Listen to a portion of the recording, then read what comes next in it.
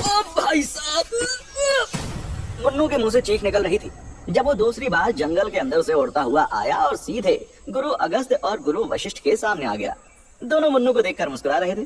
गुरु अगस्त्य बोले, हमें तो लगा भेड़ियों को पकड़ना आसान होता है। गुरु वशिष्ठ ने सर हिलाया और मुन्नू को छेड़ते हुए बोले, हाँ हाँ बिल्कुल, मुन्नू ने तो खुद ही कहा था कि बस एक पल में पकड़ लाऊंगा 12 के 12 भेड़ियों को। मुन्नू ने दोनों की मुस्कुराहट में छुपा हुआ मजाक समझ लिया था। उसने अपने कपड़े झाड़ते हुए और एक बार फिर अपने पैरों पर खड़े होते हुए कहा, ठीक है, मान लिया हमने थोड़ा ओवर कॉन्फिडेंस में बह गए थे हम। Over confidence? ये सवाल विहान ने पूछा था। वो अपने सुपर हीरो टाइप भाई की पिटाई होते देखकर काफी हैरान था। ओवर कॉन्फिडेंस मतलब ना शेरवानी ना जूती, बातें करे ऊंची, लेकिन एक बार जब बोल दिया तो अब करके भी दिखाना पड़ेगा। ये कहकर मुन्नू ने गहरी सांस भरी और फिर से जंगल के अंदर भाग गया। जंगल के अंदर घुसते ही फिर से वो भेड़िया गायब हो गया था। एक तो हैवी विद्युत भेड़िया 2 मिनट में गायब हो जाता है, मुन्नू बड़बड़ाया। तभी मुन्नू को उस रहस्यमय जंगल में एक अजीब सी गंध आई। अचानक एक पेड़ से पीछे से लाल चमकती हुई आंखें दिखाई दी। वो सिल्वर भेड़िया फिर मुन्नू के पीछे खड़ा हुआ था, लेकिन इस बार वो मुन्नू पे झपटा नहीं। देखते ही देखते उसका शरीर काले धुएं में बदलने लगा और उसके नुकीले पंजों में से नीली आग निकलने लगी। इससे पहले मुन्नू बच पाता, धुएं के रूप में बदला भेड़िया मुन्नू को फिर से जंगल के बाहर फेंक चुका था।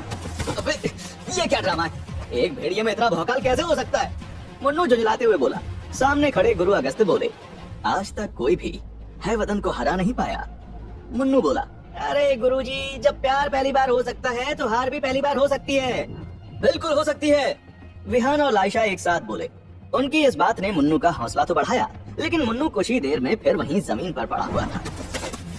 मुन्नू ने अलग अलग दिशा में भागकर एक एक करके सभी 12 भेड़ियों को पकड़ने की कोशिश की, लेकिन हर बार एक ही बार और मुन्नू बाहर। कई घंटे हो गए थे, लेकिन घंटे की तरह बज रहा था मुन्नू हैवदन के 12 अवतारों से।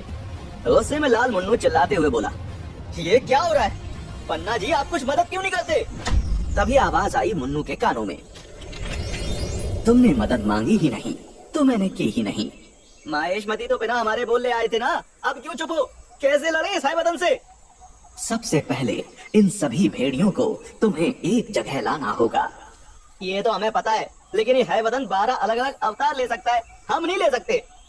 पन्ना कुछ पल के लिए चुप हो गया और बोला, लेकिन तुम एक ऐसा अवतार तो ले सकते हो कि हैवदन के 12 अवतार तुम्हारे पास आ जाएं। पन्ने की बात सुनकर जैसे मुन्नू के दिमाग में एक बत्ती जली। मुन्नू हंसते हुए बोला, यानी बंदा हो या भेड़िया, बंदी के लिए तो आ ही जाएगा। मुन्नू की ये बात ना तो विहान के, ना लाइशा के और ना ही उन 3 युद्ध गुरुओं की समझ में आई, लेकिन मुन्नू ने अपने शरीर की पूरी ऊर्जा शक्ति को अपने सीने के बीचों बीच केंद्रित करना शुरू कर दिया। और फिर कुछ ही देर में देखते देखते मुन्नू एक मादा भेड़िया का रूप ले चुका था। अपने भाई को एक भेड़िया बनता देखकर विहान चक्कर खाकर गिर गया। लाइशा और वो तीनों युद्ध गुरु हैरान थे। मुन्नू एक बहुत ही शक्तिशाली और सुनहरे रंग की मादा भेड़िया के रूप में आ चुका था। अगले ही पल उसने एक पुकार लगाई।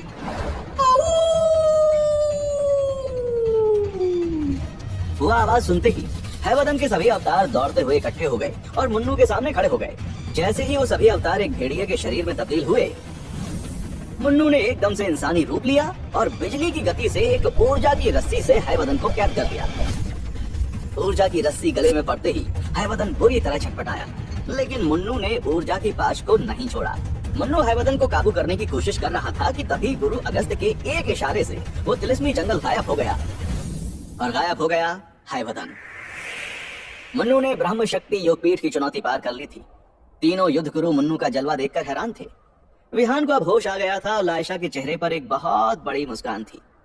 गुरु मावेश मुन्नू से बोले, मुन्नू, तुमने साबित कर दिया कि तुम माहेशमती के वीर हो। अब लाइशा और लतिका तब तक यहाँ सुरक्षित रह सकती हैं जब तक तुम जयराज चौहान को पकड़ नहीं लेते। धन्यवाद गुरु मावेश। मुन्नू ने सर झुकाया। धन्यवाद तो हमें तुम्हारा करना चाहिए मुन्नू। इतने कुशल योद्धा ने ब्रह्म शक्ति योगपीठ में कदम रखा, ये हमारे लिए गौरव की बात है। गुरु मावेश, गुरु अगस्त्य और गुरु वशिष्ठ मुन्नू की ताकत और कौशल से बहुत प्रभावित थे। मुन्नू ने मुस्कुराते हुए कहा, हमने कहा था ना, हर चीज पहली बार होती है। हैवदन को पहली हार मिली है, वो भी महान मुन्नू के हाथों। विहान, जो मुन्नू को भेड़िए में बदलते देखकर हैरान था, चौंक कर बोला, भैया ये कैसे किया? आप भेड़िया कैसे बन गए? मुन्नू हंसा। यार, हमारे अंदर से आवाज आई और कर दिया हमने। गुरु अगस्त्य बोले, मुन्नू, जो प्रतिभा तुम में है सालों बाद मैंने किसी योद्धा में देखी है। तुम्हें यहाँ ब्रह्म शक्ति योगपीठ का हिस्सा बनकर अपनी शक्तियों को बढ़ाना चाहिए। एक महान योद्धा बन सकते हो तुम। मुन्नू बोला, लेकिन गुरु अगस्त्य, बात यह है। इससे पहले कि मुन्नू अपनी बात पूरी कर पाता, गुरु महावेश बोले, मैं गुरु अगस्त्य की बात से पूरी तरह सहमत हूँ मुन्नू। ब्रह्म शक्ति योगपीठ माहेशमती साम्राज्य के सबसे वीर योद्धाओं ने यही अभ्यास किया है। तभी गुरु वशिष्ठ बोले, अपनी शक्तियों के अनुसार तुम कुंदन कुल, रजत कुल या फिर कांस्य कुल का हिस्सा बन सकते हो मुन्नू। विहान, लाइशा और मुन्नू बहुत अजीब तरह से इन तीन युद्ध गुरुओं को देख रहे थे, जो मुन्नू को बार बार ब्रह्म शक्ति योगपीठ का हिस्सा बनने के लिए कह रहे थे। मुन्नू कुछ सोचकर बोला, इन तीन कुलों में क्या फर्क है? गुरु महावेश बोले, माहेशमती में जितने भी योद्धा हैं, उन्हें त्रिकोण की शिक्षा को पूरा करना होता है। त्रिकोण की 36 चुनौतियों को पार करना होता है। त्रिकोण? मुन्नू के चेहरे पर सवाल की रेखाएं बन गई। ये देखकर गुरु महावेश बोले, ब्रह्मांड में और इंसान में, जानवर में और इस धरती के छोटे से छोटे जीवित कण में जो दिव्य ऊर्जा बहती है, उसका स्रोत है त्रिकोण। त्रिकोण का एक कोना कुंदन कोश है, एक रजत कोश और एक कांस्य कोश। हर कोश की 12 चुनौतियां होती हैं। जब एक योद्धा इन 36 चुनौतियों को पार करता है तो बनता है वो परम योद्धा। मुन्नू गुरु महावेश की बात सुनकर कुछ हैरान सा हो गया था। वो बोला, क्या आज तक किसी ने भी सभी 36 चुनौतियां पार की हैं? हजारों साल पहले परम वीर योद्धा रुद्र ने त्रिकोण पर विजय हासिल की थी। उसके बाद से लेकर आज तक कोई भी योद्धा 22 से ऊपर चुनौतियां पार नहीं कर पाया। अच्छा, और इस त्रिकोण में कुल का क्या काम है? मुन्नू के सवाल के जवाब में गुरु वशिष्ठ बोले, हर योद्धा जो त्रिकोण की चुनौतियों को पार करने यहाँ योगपीठ में आते हैं, उन्हें 3 कुलों में बांटा जाता है, उनकी प्रतिभा के आधार पर।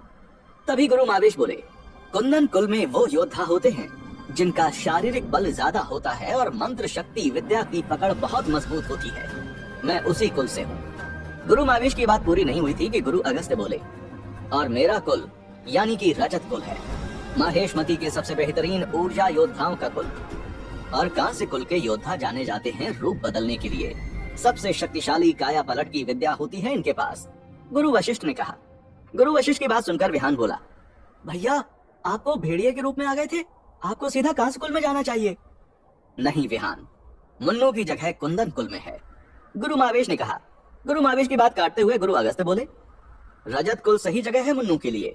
जिस तरह की ऊर्जावार वो करता है। तीनों युद्ध गुरुओं के बीच एक अजीब सी बहस हो गई थी मुन्नू को लेकर। वो तीनों चाहते थे कि मुन्नू उनके कुल का हिस्सा बने। कुछ ही देर में बहस बढ़ गई थी। कुंदन कुल के सामने कांस्य कुल और रजत कुल कुछ नहीं है।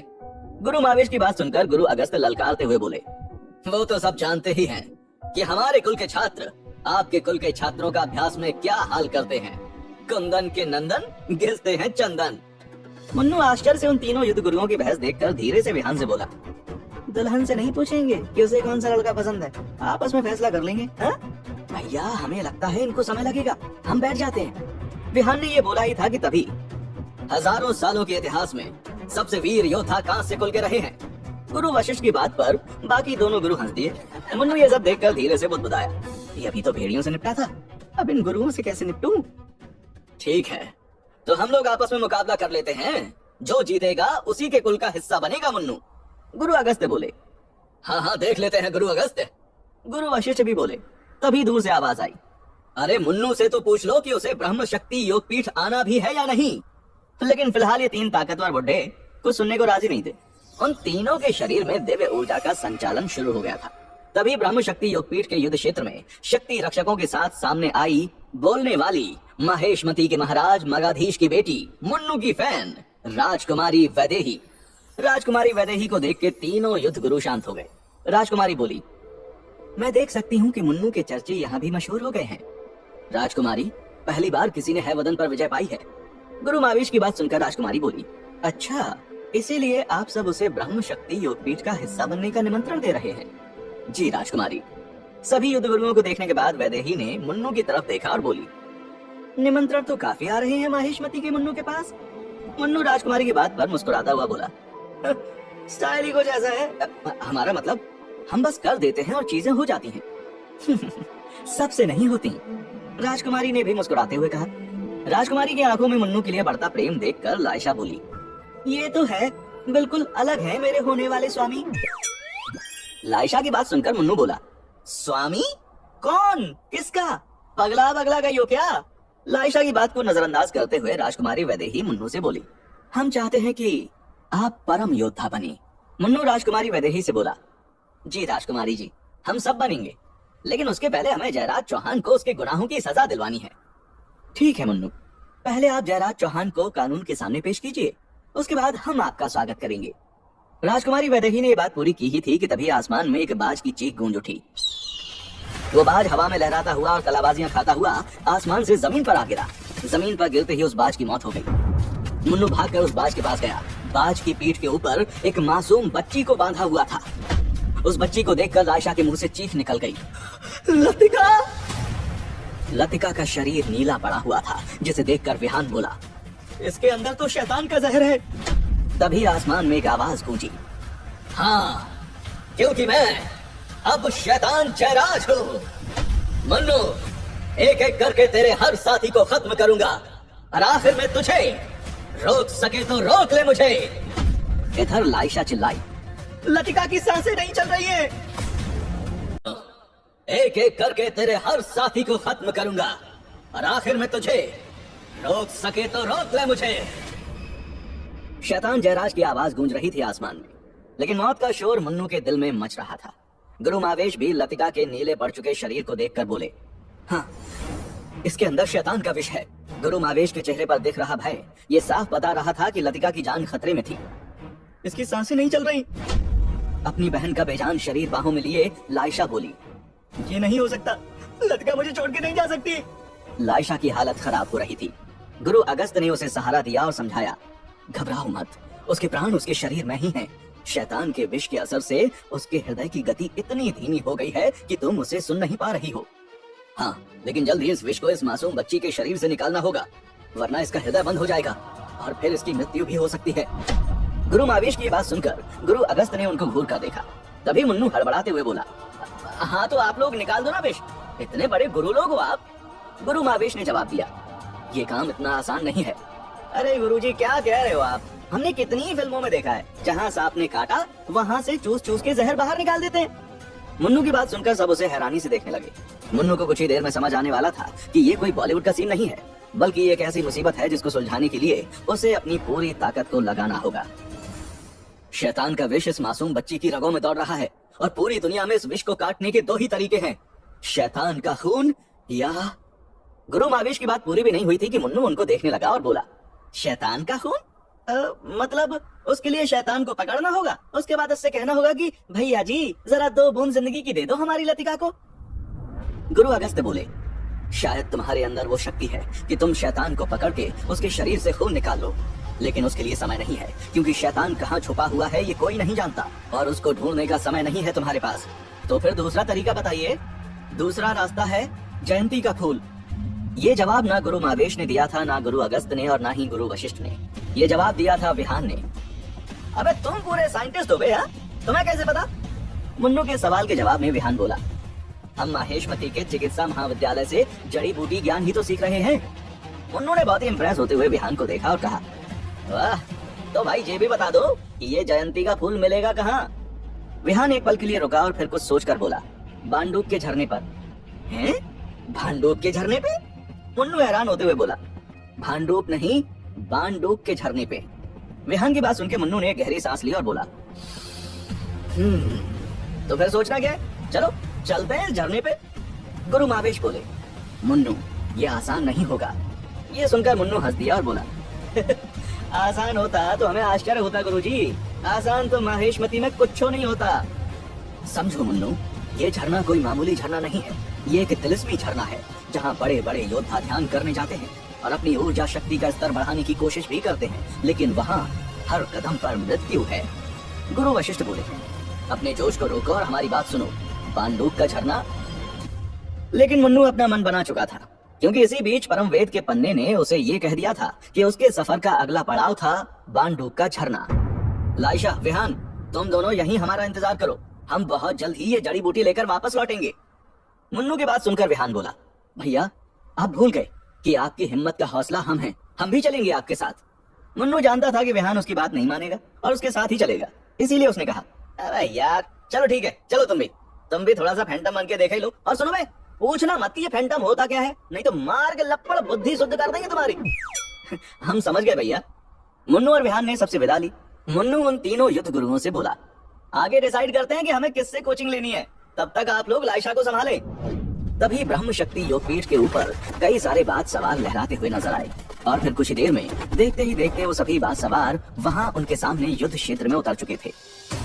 योद्धाओं की एक पूरी टोली वहां मुन्नू के सामने खड़ी थी। उनको देख के गुरु अगस्त्य बोले, यजुर्वीर। माहेशमती के योद्धा प्रशिक्षण संस्थानों में से एक था यजुर्मठ और वहां के योद्धाओं को कहा जाता था यजुर्वीर। विहान की आंखें गुरु अगस्त्य की बात सुन के फटी की फटी रह गईं। यजुर्वीर तो माहेशमती के सबसे खूंखार योद्धा होते हैं। विहान की बात सुनकर मुन्नू धीरे से बोला, अबे अब ये कौन सा नया आइटम है बे? इससे पहले कि कोई कुछ कहता, यजुर्वीर योद्धाओं की टोली का सरदार मुन्नू की तरफ इशारा करते हुए बोला, ये लड़का यहाँ क्या कर रहा है गुरु अगस्त्य? सरदार की आवाज में छुपे गुस्से को समझ गया था मुन्नू। वो विहान से बोला, अबे इसकी कौन सी भैंस चुरा ली हमने, इतना क्यों टेंशन में है ये? तभी सरदार बोला, इसके बाप ने हमारे मठ की वीर भैरवी को अपने प्यार के जाल में फंसाया था। 20 साल पहले हमने इसी शर्त पर इसके बाप को जिंदा छोड़ा था कि इसके परिवार का कोई भी सदस्य माहेशमती के किसी योगपीठ या शक्ति मठ में कदम नहीं रखेगा। मुन्नू समझ नहीं पा रहा था कि ये सरदार क्या कह रहा था, क्योंकि सच तो यही था कि मुन्नू जिस योद्धा के शरीर में आया था उसे उस योद्धा के माता पिता के बारे में कुछ नहीं पता था। लेकिन उस सरदार की बात में भरी बेइज्जती मुन्नू से बर्दाश्त नहीं हुई और वो चिल्लाया, अरे ओ भैया ओ, क्या है ना कि हमको ऊंची आवाज सुनाई नहीं देती है, इसीलिए अगर हमसे कुछ चाहिए तो हाथ जोड़कर प्यार से बोलो। मुन्नू की बात सुनकर सरदार गुस्से में आग बबूला हो गया। तेरी हिम्मत कैसे हुई मुझसे ऐसे बात करने की? तू जानता भी है मैं कौन हूँ? अरे हिम्मत कैसे हो जाती है हमारे अंदर, ये तो हमको खुद भी नहीं पता। और बाकी रही बात जान पहचान की, तो भैया प्यार से बात करो, हम सुन लेंगे। तुम अकड़ दिखाओगे तो हम तुम्हें फोड़ देंगे। गुरु अगस्त्य, समझाओ इस लड़के को कि हम कौन हैं, बताओ उसके बाप के साथ। इससे पहले सरदार अपनी बात पूरी करता, एक ऊर्जा का वार आया और सरदार के सीने में लगा और सरदार उड़ता हुआ दूर जा गिरा। ये देखते ही सभी यजुर्वीर हमला करने के लिए तैयार हो गए। उन्हें देखकर तीनों युद्ध गुरुओं ने भी ऊर्जा शक्ति के वार करने की पोजीशन ले ली। मुन्नू जिसने वो वार किया था वो बोला, अगर हमारे पिता को एक बार भी बाप बोला ना या उनके बारे में एक और बुरी बात भी कही तो तुमको हम खत्म कर देंगे। कप्तानगंज हो या माहेशमती, माँ बाप के बारे में एक शब्द भी नहीं सुनेगा मुन्नू। मुन्नू ने वार करके युद्ध की शुरुआत कर दी थी। अपने सरदार पर वार होता देख बाकी के यजुर्वीरों ने मुन्नू पर ऊर्जा शक्ति के वार कर दिए। मुन्नू ने अगले पल अपने चारों तरफ एक ऊर्जा की ढाल बना ली और उन योद्धाओं का एक भी वार मुन्नू को छू भी नहीं पाया। यजुर्वीरों के वार से बचते हुए मुन्नू ने अपने दोनों हाथ नमस्कार मुद्रा में जोड़े और एक ऊर्जा का धमाका किया, जिससे सभी यजुर योद्धा उड़कर दूर जा गिरे। मुन्नू बोला, कुछ भी करिए पर मुन्नू भैया का ईगो हर्ट मत करिए। ईगो भैया? विहान की बात के जवाब में अपने अगले ऊर्जा वार की तैयारी करता मुन्नू बोला, अबे ईगो मतलब टशन, टशन मतलब सम्मान, समझे भाईजान? नहीं ना? अभी देखो। मुन्नू का अगला वार निकला, लेकिन इस बार यजुर्वीरों का सरदार तैयार था। उसने अपने हाथ को उठाया और मुन्नू के वार की सारी शक्ति उसकी हथेली में समा गई। मुन्नू ये देखकर हैरान था। इसके बाद सभी यजुर्वीरों ने मुन्नू को चारों तरफ से घेर लिया और उस पर ऊर्जा का एक बहुत ही घातक वार करने की तैयारी करने लगे, जिसे देखकर विहान बोला, ये तो कल की ऊर्जा का वार कर रहे हैं। लेकिन इससे पहले कोई भी अगला वार होता, एक विद्युत ऊर्जा का धमाका हुआ और सभी यजुर्वीर बेहोश हो गए। ये वार किया था गुरु मावेश ने और फिर अगले ही पल गुरु अगस्त्य ने मुन्नू को ऊर्जा के एक जाल में कैद कर दिया और यजुर्वीर के सरदार को भी। गुरु अगस्त्य और गुरु मावेश की आंखों में लाल रंग की आग नजर आ रही थी। तभी गुरु अगस्त्य की आवाज पूरे युद्ध क्षेत्र में गूंज उठी, अब जब तक मैं नहीं बोलूंगा कोई कुछ हरकत नहीं करेगा। मुन्नू और उसके साथी ब्रह्म शक्ति योगपीठ के अतिथि हैं। मुन्नू ने ब्रह्म शक्ति योगपीठ की योद्धा चुनौती को पार भी किया है, इसीलिए उसके या उसके परिवार के बारे में कोई भी अपमानजनक बात नहीं कही जाएगी। युद्ध गुरुओं का क्रोध देखकर सब शांत हो गए थे। गुरु अगस्त्य के क्रोध के साथ आसमान में घिराए काले बादलों को देखकर मुन्नू काफी हैरान था। विद्युत ऊर्जा के धमाके से बेहोश हुए यजुर्वीर अब फिर से खड़े हो गए थे। यजुर्वीर योद्धाओं का सरदार बोला, ठीक है गुरु अगस्त, हमसे गलती हो गई। गुस्से में बौखलाया मुन्नू बोला, अबे गलती का जुर्माना अपनी जान से भरना होगा तुम्हें। मुन्नू की ये बात सुनते ही गुरु अगस्त चिल्लाए, बस मुन्नू, अब एक और शब्द नहीं। मुन्नू शांत हो गया। यजुर्वीर योद्धाओं का सरदार गुरु अगस्त से बोला, गुरुजी, मैं यहाँ आपका अपमान करने नहीं आया था, लेकिन ये लड़का यहाँ क्या कर रहा है? शर्त के मुताबिक ये तय हुआ था कि उस धोखेबाज समरजीत के खून को माहेशमती के किसी योगपीठ या शक्ति मठ में दाखिला नहीं मिलेगा, और उसे दाखिला मिला भी नहीं है। ये बात बोली गुरु मावेश ने। वो यहाँ सिर्फ इसीलिए आया है कि हम इस लड़की को यहाँ सुरक्षित रख सकें। गुरु मावेश ने अपनी बात कहकर जैसे ही लाइशा की तरफ इशारा किया, वो फिर से तुरंत एक बेचारा चेहरा बनाकर सबको देखने लगी। दोनों तरफ का गुस्सा अब शांत हो चुका था और अब गुरु अगस्त ने सरदार और मुन्नू को अपने ऊर्जा जाल से आजाद भी कर दिया था। मुन्नू बोला, हमने इस योगपीठ की योद्धा चुनौती को पार किया है। यहाँ के भेड़िए को भेड़ बना दिया था हमने, तो हम क्यों यहाँ दाखिला नहीं ले सकते? ये योगपीठ तुम्हारे चाचा का है क्या? क्योंकि तू उस धोखेबाज समरजीत का बेटा है, जिसने हमारे मठ की इज्जत को मिट्टी में मिला दिया। सरदार की बात सुनकर मुन्नू बोला, गुरु अगस्त, आपकी बात की इज्जत करके मैंने खुद को रोका हुआ है। इस घटिया आदमी को समझाएं, अगर इसने हमारे या हमारे परिवार के बारे में एक शब्द भी निकाला तो इसके शरीर से इसके प्राणों को अलग कर देंगे। इज्जत पे डिस्काउंट नहीं देते हम। मुन्नू के इस बात के जवाब में गुरु मावेश चिल्लाए और बोले, तुम ऐसा कुछ नहीं करोगे मुन्नू। लेकिन क्यों? मुन्नू के सवाल के जवाब में गुरु मावेश बोले, मुन्नू, इस सवाल का जवाब छुपा है अतीत के पन्नों में। तो आज वो पन्ने खोल ही दीजिए गुरुजी, इससे पहले कि हम इस बदतमीज का सीना खोल दें। गुरु मावेश दहाड़ते हुए मुन्नू से बोले, बस मुन्नू, तुम जिनसे बात कर रहे हो वो कोई और नहीं, तुम्हारी माँ के भाई हैं। माहेशमती के सबसे बड़े योद्धाओं में से एक, यजुर मठ के वीर योद्धाओं के सरदार अजेंद्र सिंह झाला तुम्हारे मामा हैं। गुरु मावेश की बात सुनकर मुन्नू के पैरों तले जमीन निकल गई। विहान और लाइशा भी ये बात सुनकर हैरान रह गए। विहान ने हैरान होते हुए लाइशा से कहा, ये तो पिताजी ने कभी नहीं बताया था कि समर ताऊ जी की यजुर वीरों से कोई दुश्मनी थी। मुन्नू हैरान अजेंद्र सिंह झाला को देख रहा था। वो खुद से बोला, ओ भाई, ये तो अलग ही फैमिली ड्रामा चल रहा है। मुन्नू पल भर के लिए अपने ख्यालों में खो गया था कि अजेंद्र सिंह की भारी आवाज वहां गूंजी। मत रोकिए इसे गुरुजी, गलती इसकी नहीं है, इसका खून ही खराब है। अपनों की जान लेना तो उसके खानदान की परंपरा है। अरे मामा जी, बिना बात कंस मामा क्यों बन रहे हो? बताओ सीधा सीधा कि बात क्या है? क्या कर दिया हमारे पिताजी ने कि तुमको अब तक मिर्ची लगी हुई है? आप सुन रहे हैं गुरु मावेश, ये लड़का बात तो ऐसे कर रहा है जैसे इसे कुछ पता ही नहीं है। मुन्नू अजेंद्र की बात के जवाब में बोला, अब मामा जी, हमें पुरानी बातें क्यों याद नहीं है? अगर इसकी वजह हम आपको बता देंगे ना, तो आप पिछला पुराना नया सब कुछ भूल जाइएगा। इसीलिए ये बात मान लीजिए कि हमको कुछ याद नहीं है कि हमारे पिताजी कौन सा कांड किए थे। कांड?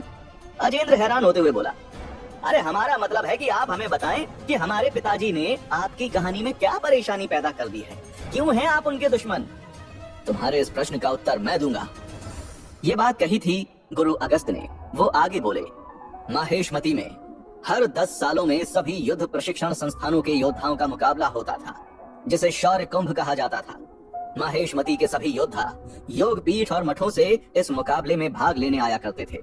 आज से 20 साल पहले ये प्रतियोगिता हो रही थी रजतपुरी के प्रसिद्ध यजुर मठ में, और वहाँ ब्रह्म शक्ति योग पीठ के सबसे वीर योद्धा समरजीत विद्रोही को मिली यजुर मठ की सबसे वीर योद्धा भैरवी।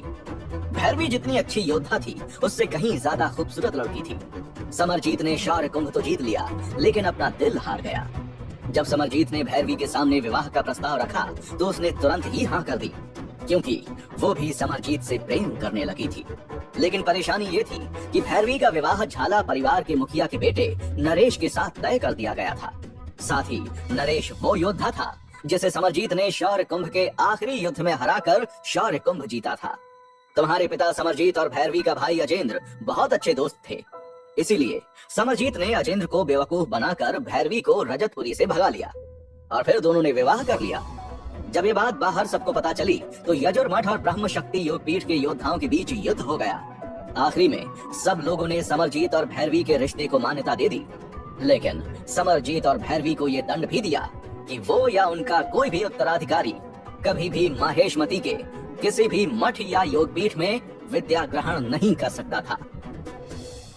पूरी बात सुनने के बाद मुन्नू कुछ देर चुप खड़ा रहा और फिर वो बोला, बहुत सही। मतलब हिंदी फिल्मों का ये ड्रामा बहुत ही पुराना है। क्या कहा? गुरु अगस्त की इस बात पर मुन्नू बोला, ठीक है, अगर ये बात है तो हमें कोई दिलचस्पी नहीं है किसी योग पीठ या मठ में जाने की। हम योद्धा बनने का सफर खुद तय करेंगे, अपनी शर्तों पर। बस हमारे मकसद के पूरे होने तक आप लाइशा को यहाँ रखिए। और मामा, आप हमारे रास्ते से दूर रहें। तुम्हारे ब्रह्म शक्ति योग पीठ में रहने का निर्णय अभी नहीं लिया जाएगा। पहले तुम जाओ और जयराज का सामना करो।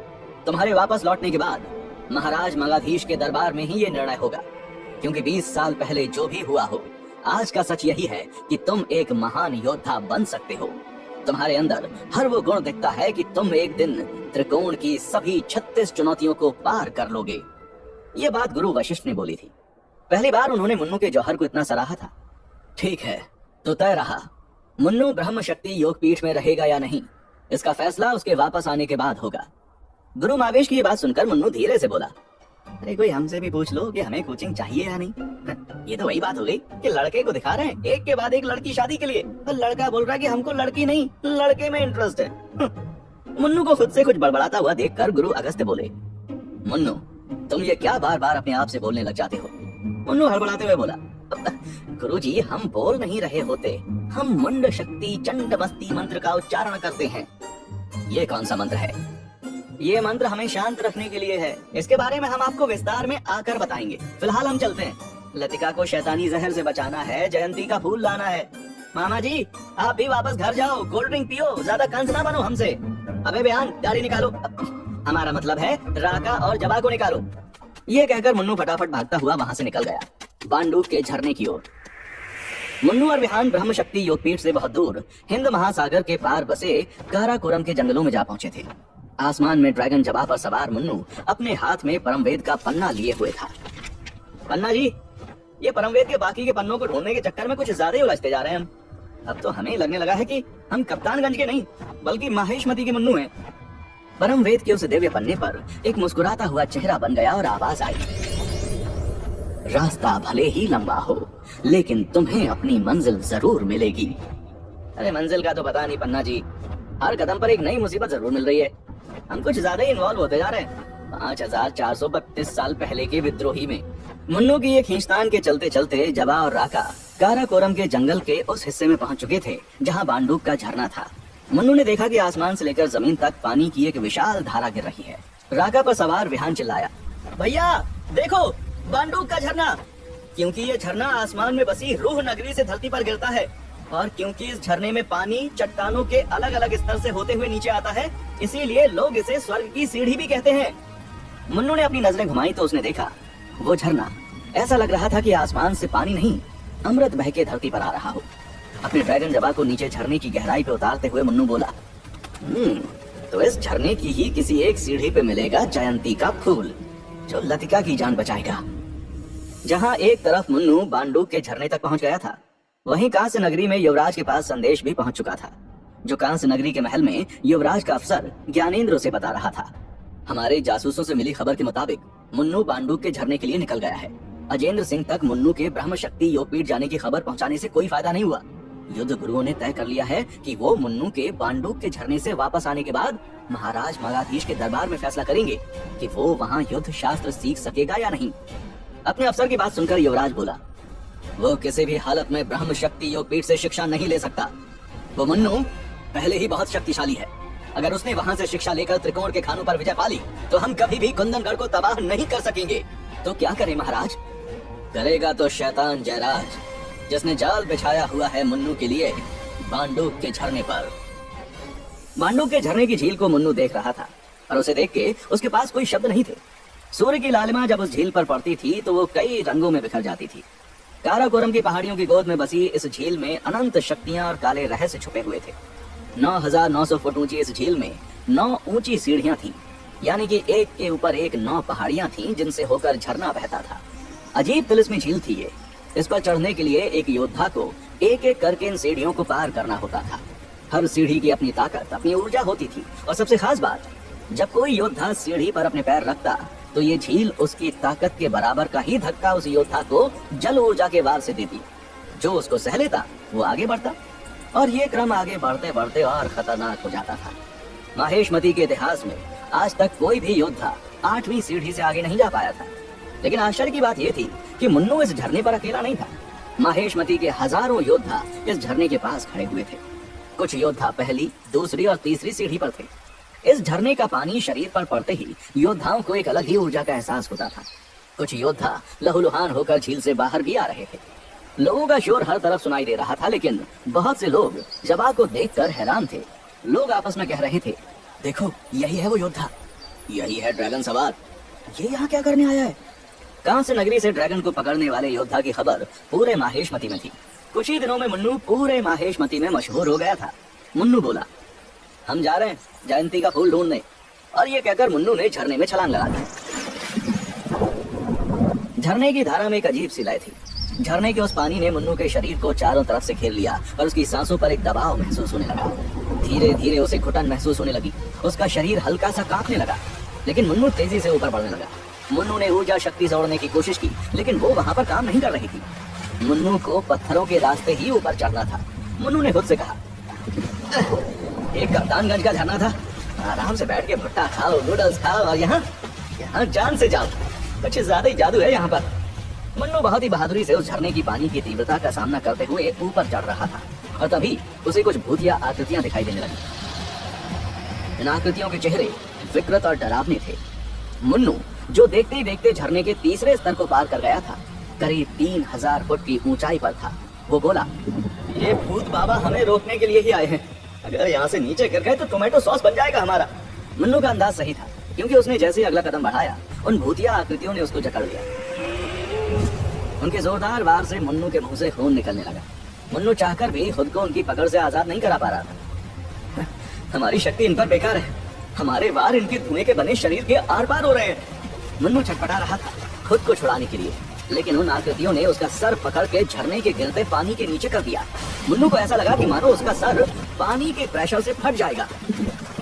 मुन्नू का चेहरा पीला पड़ने लगा था, लेकिन तभी वो चिल्लाया, हम हार नहीं मानेंगे।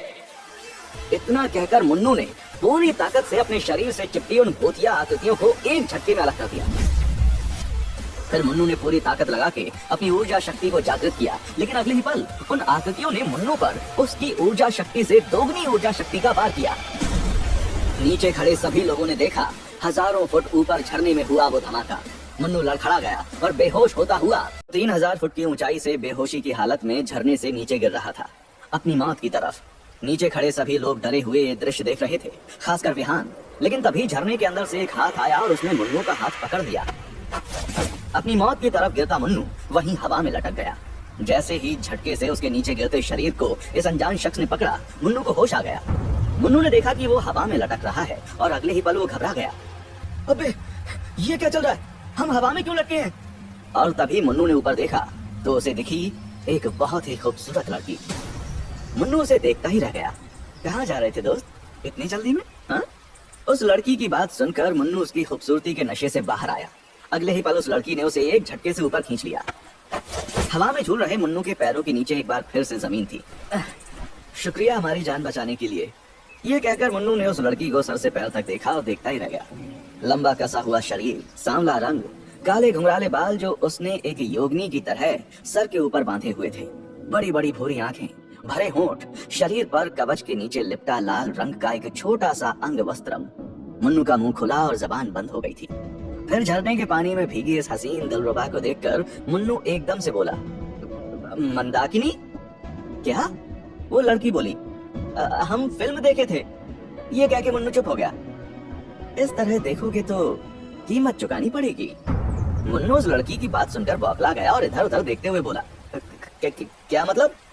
मतलब अगर अगली बार मेरे शरीर को इस तरह से देखा तो आंखें निकाल लूंगी। शर्म से पानी पानी होता हुआ मुन्नू बोला, नहीं ऐसी कोई बात नहीं, हम बस थोड़ा शौक में थे। मुन्नू की बात सुनकर वो लड़की बोली, शौक पूरे करने हो तो लाल बाजार जाइए, यहाँ बांडुक के झरने पर मरने क्यों चले आए? मरने नहीं आए हम, हमें जयंती का फूल चाहिए, हमें जान बचानी है एक मासूम बच्ची की। लेकिन तुम्हारी मासूम जान को कौन बचाएगा भैया? उस खूबसूरत बला के मुंह से निकला भैया मुन्नू के दिल को चीर गया। वो मन ही मन बोला, इस सुंदरी के मुंह से ये गाली सुनने से तो अच्छा होता कि हमें फांसी हो जाती। मुन्नू बोला, देखो हमें भैया भैया बोल के हमसे जान पहचान बनाने की कोशिश मत करो, हम अजनबी लोगों से दोस्ती करने में समय लगाते हैं। और हम अजनबियों से कभी दोस्ती करते ही नहीं। भैया भैया बर्दाश्त तो बिल्कुल नहीं हो रहा था मन्नू से, लेकिन वो अपना माचो साइड में रखकर उस लड़की से बोला, देखो हमें जयंती का फूल चाहिए किसी भी कीमत पर। वो लड़की बोली, जयंती का फूल बांडूक के 5वें स्तर पर है। मुन्नू, हमारा नाम मुन्नू है। और तुम्हारा? तुम्ही नहीं बताया ना, मंदाकिनी। मुन्नू इस लड़की की बात सुनकर एक बार फिर से शर्म से चुप हो गया। अब वो लड़की गंभीर होते हुए बोली, बांडूक के 5वें स्तर पर बड़े बड़े योद्धा नहीं पहुंच पाते, वो योद्धा जिन्होंने उतने साल अभ्यास किया है जितनी तुम्हारी उम्र है। मुन्नू उस लड़की की बात को सुनकर एक पल के लिए रुका और फिर बोला, कोई तो तरीका होगा 5वें स्तर तक पहुंचने का। तुम समझ नहीं रहे हो, मैं भी कभी वहां तक नहीं गई, जबकि मैं काराकोरम के कबीले के ही रहने वाली हूँ। यहाँ सिर्फ शरीर को चीर देने वाली पानी की धारा के अलावा हर स्तर पर एक तिलिस्मी शक्ति से तुमको लड़ना पड़ेगा। हाँ, 3रे स्तर पर कुछ भूतिया आकृतियों ने मुझको पकड़ लिया था। प्रेत छाया 3रे स्तर की रक्षा कर रही है, प्रेत छाया। उसके ऊपर 4थे स्तर पर है जोला, एक विशाल बिच्छू।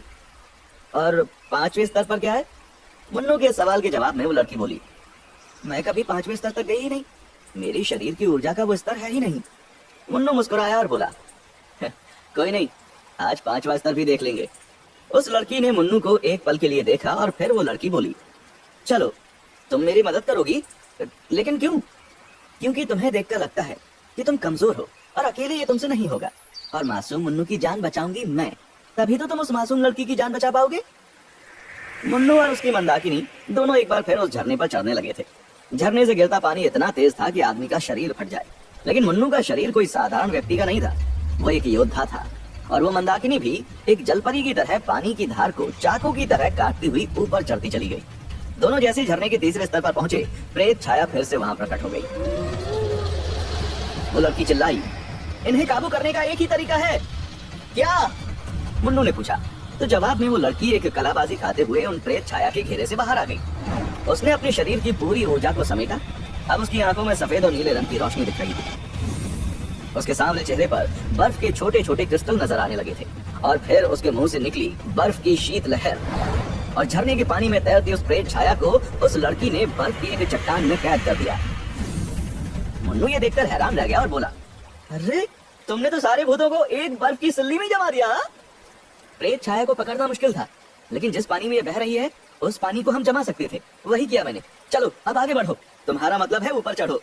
देखते ही देखते मुन्नू और उसकी मंदाकिनी बांडूक का 3रा स्तर पार करके ऊपर बढ़ गए थे। झरने के नीचे खड़ा विहान ये देखकर खुशी में झूम उठा। तभी विहान के पीछे खड़ा एक व्यक्ति बोला, ये क्या बेवकूफी है, जब तुम्हारे पास एक विशाल बाज और ड्रैगन था तो सीधा उड़ के ही झरने के ऊपर वाले स्तर पर पहुंच जाते। उस आदमी ने वो बात बोली ही थी कि तभी ऊपर आकाश में चिल्लाने की आवाज आई। एक बाज सवार सीधा झरने के ऊपर वाले स्तर की ओर बढ़ा, लेकिन जैसे ही वो आदमी झरने के पास पहुंचा, उसे एक जोरदार बिजली का झटका लगा और वो आदमी सीधा अपने बाज समेत नीचे आ गिरा। झरने के ऊपर मुन्नू और उसकी मंदाकिनी 4थे स्तर तक पहुंच गए थे। पानी का बहाव और भी ज्यादा तेज हो गया था। मुन्नू बोला, हमको तेज शावर में नहाने की आदत तो थी, लेकिन ये कुछ ज्यादा ही तेज है। मंदाकिनी ने मुन्नू को कुछ चट्टानें दिखाई। देखो, पानी के वेग से पत्थर टूट गए हैं। मुन्नू ने देखा तो उसे चट्टानों में दरारें नजर आई। अब किसी भी पल वो बिच्छू जोला निकलेगा। मंदाकिनी की बात को हल्के में लेता हुआ मुन्नू बोला, अरे जोला को जोला चाप नहीं बना दिया ना, तो हम भी महेशमती के मुन्नू नहीं। मुन्नू ने ये बात पूरी की ही थी कि आसमान की ऊंचाई में करीब 4000 फुट ऊपर मुन्नू को हवा में उड़ता हुआ नजर आया एक विशाल बिच्छू मानव। उस भयानक जीव को देखकर मुन्नू के प्राण पल भर के लिए हलक में ही अटक गए। मुन्नू बोला, मंदाकिनी, हमें बहुत दिक्कत है इस आदत से। जब लोग आधी अधूरी इंफॉर्मेशन देते हैं, तुमने बताया नहीं कि तुम्हारा जोला बिच्छू मकड़ी मानव का बड़ा भाई है। अरे ये तो उड़ता भी है। जोला ने अपने खतरनाक से दिखने वाले हाथों से सैकड़ों छोटे बिच्छुओं की बारिश कर दी। बंदूक में से निकलती गोलियों की तरह उसके हाथों से बिच्छू निकल रहे थे। देखते ही देखते मुन्नू और मंदाकिनी 4थे स्तर की उस चट्टान पर खड़े खुद को हजारों जहरीले बिच्छुओं से बचा रहे थे। तभी मुन्नू को कुछ सूझा और वो चिल्लाकर मंदाकिनी से बोला, सुनो, यहाँ आओ हमारे पास और चिपक के हमारे साथ खड़ी हो जाओ। मुन्नू की बात सुनकर मंदाकिनी बोली, पागल हो गए हो क्या? अरे यार, रोमांस करने के लिए नहीं कह रहे, हमें वार करना है। लेकिन मुन्नू की मंदाकिनी उससे चिपकने के लिए राजी नहीं थी। आखिरकार मुन्नू उन जहरीले बिच्छुओं से बचता हुआ सीधा उस लड़की के पास पहुंचा और उसने उसे अपनी बाहों में भर लिया। इससे पहले कि वो कुछ कहती, मुन्नू ने अपने शरीर की सारी ऊर्जा समेटते हुए एक भीषण अग्निवार किया। चारों तरफ अब आग ही आग थी। सभी बिच्छू मुन्नू के भीषण अग्निवार में जलकर राख हो गए। ये देख के जोला गुस्से में आग बबूला हो गया। सामने आसमान में उड़ रहा वो सीधा मुन्नू और उसकी मंदाकिनी के सामने आ खड़ा हुआ। मुन्नू अब तैयार था। जोला ने जैसे मुन्नू पे अपने जहरीले डंक का वार करने की कोशिश की, मुन्नू बिजली की तेजी से उस वार से बचा और पल भर में उसके हाथ में नजर आ रही ऊर्जा की तलवार से उसने जोला का वो डंक काट दिया। जोला दर्द से छटपटा उठा। मंदाकिनी चिल्लाई, मुन्नू इसकी पूंछ के वार से बचना। लेकिन मंदाकिनी ने देर कर दी थी। अपनी ऊर्जा की तलवार से जोला का डंक काट चुका था मुन्नू को। अपनी तरफ बढ़ती जोला की जहरीली पूंछ को नहीं देख पाया था मुन्नू। जोला की वो नुकीली पूंछ मुन्नू के शरीर में घुस चुकी थी। मुन्नू के शरीर में गहरा घाव हो गया था, लेकिन घाव से ज्यादा खतरनाक उसका जहर था, जिसकी वजह से मुन्नू दर्द में तड़प रहा था। अरे पन्ना जी, ये कहाँ मरवा दिया हमें। जहर का असर तुरंत हो गया था मुन्नू के शरीर पर। उसको चक्कर आने लगे थे। मुन्नू 2-4 कदम लड़खड़ाया और फिर गिर गया। मुन्नू के शरीर को जैसे लकवा मार गया था। पूरा शरीर पैरालाइज हो गया था। मुन्नू अब वहीं चट्टान पर खड़ा अपनी तरफ आती झोला छाप मौत को देख रहा था। तभी मुन्नू की मंदाकिनी जोला पर कूदी, लेकिन जोला की लहराती पूंछ मंदाकिनी को जाकर लगी और वो एक चट्टान से टकराकर बेहोश हो गई। मुन्नू धीरे से बोला, अन्ना जी, इतना भौकाल मचाया था हमने, ऐसी झोला छाप मौत मत दो यार। अरे बताओ हमें कैसे बचे इस जहर से। तभी उसके मन में पन्ने की आवाज गूंजी, झरने का पानी पी लो मुन्नू। पन्ने की बात सुनते ही मुन्नू ने अपनी पूरी शक्ति लगाकर अपने शिथिल शरीर को पलटा और ऊपर से गिर रहे झरने का पानी पिया। लेकिन तब तक जोला उस तक पहुंच चुका था। मुन्नू ने पानी तो पी लिया था, लेकिन जहर का असर कम नहीं हुआ। मुन्नू ने वहीं जमीन पर पड़े पड़े अपने शरीर की ऊर्जा को केंद्रित करते हुए अपने चारों ओर एक ऊर्जा का सुरक्षा घेरा बना लिया। इस ऊर्जा के घेरे ने जोला की जहरीली पूंछ की नोक को मुन्नू के शरीर को छूने नहीं दिया। जोला बार बार घातक वार कर रहा था, लेकिन तभी एक ऊर्जा का धमाका हुआ और जोला डूब जा गिरा। बांडूप के झरने का पानी अमृत था। मुन्नू के शरीर के घाव भर गए और जोला के जहर का असर भी खत्म हो गया। मंदाकिनी को भी होश आ गया था। मुन्नू बोला, मैडम जी बताइए, आप एक्सपर्ट हो, क्या करना है अब आगे। मंदाकिनी ने अपनी लड़खड़ाती आवाज में कहा, मुन्नू इसकी शक्ति का केंद्र इसकी पूंछ में है। मंदाकिनी की बात सुनते ही मुन्नू का शरीर एकदम से हरकत में आया और बिजली की गति से दौड़ता हुआ मुन्नू जोला की तरफ बढ़ा, जो फिलहाल उसकी मंदाकिनी पर हमला करने बढ़ रहा था। मुन्नू के हाथ से एक तेज ऊर्जा की लहर निकली। ये लहर जैसे ही जोला को लगी, वो लड़खड़ा गया। मुन्नू बोला, जोला भाई, लड़की पे हाथ नहीं उठाने का, समझे ना, और वो भी मंदाकिनी पे, नो नेवर। अगले ही पल मुन्नू ने जोला को पूंछ से पकड़ लिया और जिस तरह से कपड़े को पकड़ के धोते हैं धोबी घाट पे, वैसे ही दे दनादन धुलाई हो रही थी जोला की बांडूप के 4थे स्तर की चट्टान पे। पापी बिछुआ, तुम्हारी ऐसी की तैसी। लो। तभी मुन्नू को 1000 वोल्ट का तेज झटका लगा और वो दूर जा गिरा। देखते ही देखते जोला की पूंछ जिसे मुन्नू ने पकड़ रखा था, वो ऊर्जा के एक सुरक्षा कवच से घिर गया था। उसके आसपास चिंगारी निकलने लगी थी और उसके पूरे शरीर में हजारों वोल्ट की बिजली दौड़ रही थी। मुन्नू समझ गया कि अब अगर उसने जोला की पूंछ को अपने नंगे हाथों से छुआ तो उसका ऑमलेट फ्राई बनना होता है। जोला मुन्नू की पकड़ से छूट गया और मुन्नू अब भी उस झटके से उबरने की कोशिश कर रहा था। ऊर्जा के सुरक्षा कवच में घिरे जोला के शरीर में हजारों वोल्ट की बिजली दौड़ रही थी और चिंगारियां फूट रही थी। देखते ही देखते जोला का वो डंक जो मुन्नू ने अपनी ऊर्जा की तलवार से काट दिया था, वो फिर से उगाया। अबे ये क्या ड्रामा है बे? यहाँ हर विलन अपने अंदर सीक्रेट पावर दबाए बैठा है। मंदाकिनी जो अब खड़ी हो गई थी, घबराते हुए ये पूरा दृश्य देख रही थी। मुन्नू बोला, मैडम जी, आप पहले भी इससे लड़ चुके हो ना, कुछ तो बताओ, इस बिजली को कैसे संभालें? मंदाकिनी बोली, बिच्छू को खत्म करने के लिए दिव्य उल्लू की शक्ति चाहिए, क्योंकि उल्लू ही बिच्छू का शिकार करता है। उल्लू? अब हम उल्लू कहाँ से लाएं इस झरने में? मुन्नू ये वाहियात बात बोल ही रहा था कि एकदम से उसके दिमाग में परम वेद के पन्ने की आवाज गूंजी। वो बात कर रही है दिव्य उल्लू की। ये एक जादुई दैत्य है। ध्यान लगाओ और अपनी मानसिक ऊर्जा की शक्ति से उसका आवाहन करो। ये सुनकर मुन्नू रुक गया और उसने तुरंत अपनी आंखों के बीच के आज्ञा चक्र पर अपना ध्यान केंद्रित किया। जहां मुन्नू उस दिव्य उल्लू का आवाहन कर रहा था, वहीं जोला के हाथ से फिर से हजारों बिच्छू निकल रहे थे। इन बिच्छुओं में भी विद्युत दौड़ रही थी। मंदाकिनी अपनी तंत्र शक्ति से अपने चारों तरफ एक ऊर्जा घेरा बनाए हुए खुद को उन बिच्छुओं से बचा रही थी। लेकिन अब जोला मुन्नू की मंदाकिनी पर अपना आखिरी वार करने जा रहा था। मंदाकिनी और जोला के बीच बस कुछ ही कदमों का फासला रह गया था कि तभी मुन्नू की आंखें खुली और मुन्नू ध्यान से बाहर आया। मुन्नू के शरीर के चारों तरफ एक सुनहरी आभा बन गई थी और उसके शरीर पर एक उल्लू की छाया थी जिसने एक कवच की तरह उसके शरीर को ढक लिया था। मुन्नू का यह अवतार देखते ही जोला के मुंह से एक अजीब सी आवाज निकली, लेकिन मुन्नू ने आगे बढ़कर बिजली से भरे जोला को अपने उल्लू वाले पंजों में पकड़ लिया। उन पंजों पर जोला के शरीर में दौड़ रही बिजली का कोई फर्क नहीं पड़ा। देखते ही देखते मुन्नू के उल्लू अवतार ने अपनी चोंच और पंखों के शक्तिशाली वारों से जोला को हरा दिया। जोला का शरीर शिथिल होकर बेहोशी में समा गया और आखिरी में मुन्नू ने उसे उठाकर झरने से बाहर फेंक दिया। जोला किसी तरह से लहराता हुआ आकाश की गहराइयों में गायब हो गया। उसके वहां से जाते ही मुन्नू के शरीर को ढका वो उल्लू अवतार भी हवा में विलीन हो गया। मुन्नू अब मंदाकिनी की तरफ मुड़ा और बोला, स्वप्न सुंदरी, हिसाब बराबर। तुमने हमारी जान बचाई और हमने तुम्हारी। ये कौन सा हिसाब है? मैं यहाँ आई तुम्हारी मदद करने, इसलिए मेरी रक्षा करना तुम्हारा काम है। अपनी मंदाकिनी की बात सुनकर मुन्नू मन ही मन बोला, लड़की महेशमती की हो या कप्तानगंज की या फिर साला लंदन की, थैंक यू और सॉरी तो बोलेगी नहीं। मुन्नू अब मुस्कुराकर बोला, हाँ सही कहा आपने, हमारा काम है। आगे बढ़े अब। फूल इसी स्तर पर मिलेगा ना? हाँ इसी स्तर पर मिलेगा। और उसके अलावा क्या मिलेगा ये तो मैं नहीं जानती, क्योंकि वहां तक हम कभी गए ही नहीं। अच्छा तो चलो आज चलते। नहीं मैं वहां नहीं जा सकती, बाबा ने मना किया है। अब कौन से बाबा? तमीज से बात करो, मेरे पिताजी। सॉरी, कप्तानगंज में बाबा नहीं पापा कहते हैं, मुन्नू ने कहा और फिर हंसते हुए बोला, तो ठीक है, बाबा की परी बेबी यहाँ मेरा वेट करो, जल्दी मिलेंगे जयंती के फूल के साथ। मुन्नू ये कहकर जाने लगा कि उसकी मंदाकिनी बोली, ध्यान से, 5वां स्तर बहुत ही खतरनाक है। मुन्नू बोला, अच्छा तो फिर नाम बता दो अपना, अगर वापस नहीं आया तो तुम्हारा नाम जाने बिना ही वापस आओ, फिर नाम बताती हूँ। मुन्नू मुस्कुराकर झरने के ऊपर चढ़ गया। झरने का पानी बहुत ज्यादा जोर से टकरा रहा था मुन्नू के शरीर से, लेकिन मुन्नू उस असहनीय दर्द को बर्दाश्त करते हुए 5वें स्तर की पहाड़ी पर जा पहुंचा। उसने चारों तरफ देखा, लेकिन वहां ना तो कोई फूल था और ना ही कोई खतरा। मुन्नू बोला, इस स्तर का खतरा क्या है? तभी सन्न से तलवार की तेज धार से कुछ काटने की आवाज आई। मुन्नू मुड़ा तो एक विशाल अजगर का सर कटा दिखाई दिया और एक बहुत ही खतरनाक दिखने वाला योद्धा वहां खड़ा था।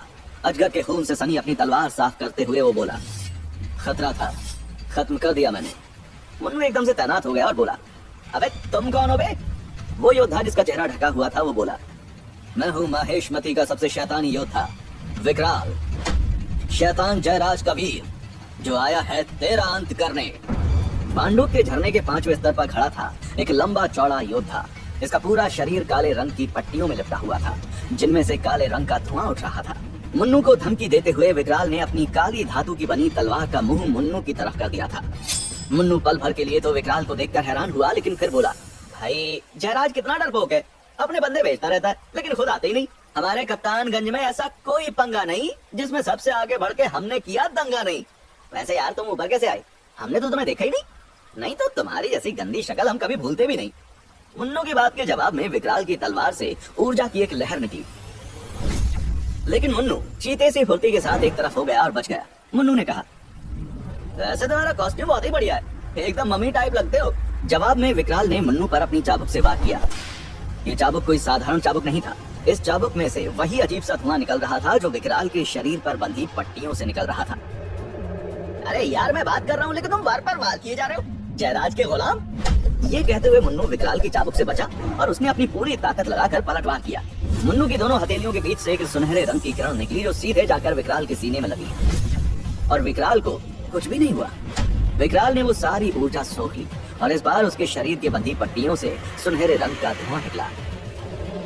विकराल जिसका चेहरा भी पट्टियों से ढका हुआ था वो बोला, सही कह रहे हो तुम, पहले बात कर लेनी चाहिए। तो मुन्नू, मैं हूँ विकराल, वो योद्धा जिसने त्रिकोण के 24 खाने यानी कि 24 चुनौतियों को पार किया जो आज तक कोई भी नहीं कर पाया। अमर हूँ मैं, अपने शरीर की आहुति देकर मैंने खुद को काली शक्तियों की मदद से अमर कर लिया। और हाँ, मैं किसी का गुलाम नहीं हूँ। जो मेरे पास मदद मांगने आता है या मुझे खजाना देता है, मैं उसका काम करता हूँ। जिस झरने पर तुम खड़े हो उसके 7वें स्तर की चुनौती को पार किया हुआ है मैंने। पूरे माहेशमती में मेरे नाम का खौफ है, और अब तुझे मारने से पहले ये खौफ तेरे दिल में भर दूंगा मैं। ये कहकर विकराल ने अपने दोनों हाथ ऊपर आसमान की तरफ उठा लिए और उसी पल हवा में काले धुएं के बादल पैदा हो गए और मुन्नू इन बादलों में घिर गया। वो धुआं जहरीला था, मुन्नू का दम घुटने लगा था और उस बादल में कड़क रही बिजली मुन्नू के शरीर में हजारों वोल्ट के झटके दे रही थी और हर बार उसके शरीर पर एक घाव हो रहा था। मुन्नू की चीखें वहां गूंज रही थीं। उसका शरीर सांस लेने के लिए तड़प रहा था। बांडूक के झरने के नीचे खड़ा विहान अपने भाई की चीखों को सुनकर घबराते हुए बोला, ये तो भैया की चीखें हैं। तभी उसके पास खड़ा एक योद्धा बोला, बांडूक के झरने का 5वां स्तर हजारों में से कोई एक योद्धा पार कर पाता है। उस योद्धा की बात सुनकर विहान को गुस्सा आ गया और वो बोला, मेरा भाई माहेशमती का मुन्नू हजारों में नहीं लाखों में एक है। लेकिन फिलहाल लाखों में एक मुन्नू कमजोर पड़ रहा था। वो अपने घुटनों पर बैठ गया था। शैतानी शक्तियों से बने उस बादल में उसकी शक्ति टूट रही थी। उसका शरीर और हौसला जवाब दे रहा था। विकराल बोला, मुझे तो जयराज ने कहा था कि तू बहुत बड़ा योद्धा है। मेरे लिए तुझे खत्म करना काफी मुश्किल काम होगा। मैं ये सोचकर आया था कि सालों बाद किसी ढंग के योद्धा से लड़ने का मौका मिलेगा, लेकिन तू तू तो इतनी आसानी से मर रहा है। मन खराब हो गया मेरा। अपनी बेइज्जती सुनकर मुन्नू के शरीर में क्रोध की एक बिजली दौड़ गई। कड़कती बिजली के झटकों से दर्द को बर्दाश्त करता हुआ और उस जहरीले बादल में एक बार फिर से वो अपने पैरों पर खड़ा हुआ। विकराल, वार तो तूने मारने वाला ही किया था, लेकिन भाई तुम्हारा मूड और मन दोनों खराब नहीं करूंगा मैं। इतने सालों से एक ढंग की लड़ाई का इंतजार कर रहा था तू। लड़ाई तो आज ऐसी होगी कि सालों तक तेरे तन और मन की पूरी तृप्ति कर दूंगा मैं। मुन्नू की कांपती आवाज में आक्रोश भर चुका था। उसने एक गहरी सांस ली और जमीन में अपने पैर मजबूती से गाड़ दिए और फिर जमीन पर चट्टानों में दरारें पड़ने लगी और वहां से ऊर्जा निकलकर मुन्नू के शरीर में भरने लगी। उस काले बादल में एक बार फिर से सुनहरी ऊर्जा का प्रकाश दिख रहा था। देखते ही देखते कि सुनहरे ऊर्जा के चक्र में था मुन्नू की शक्ति देखकर विकराल वहीं जमा रह गया और इससे पहले कि विकराल कोई वार करता, सुनहरी ऊर्जा का धमाका हुआ और उस बादल के परखच्चे उड़ गए। झरने की तलहटी में खड़ा विहान, जिसने वो ऊर्जा का धमाका देखा, खुशी से चिल्लाया देखा हमारे भैया का जलवा। मुन्नू ने उस शैतानी बादल को नष्ट कर दिया था। विकराल ने उम्मीद नहीं की थी कि मुन्नू उसके वार का इस तरह जवाब देगा। एक बार फिर अपने पैरों पर खड़ा मुन्नू बोला, विकराल भाई, अभी उम्मीदों पर खरा उतरे हैं ना हम।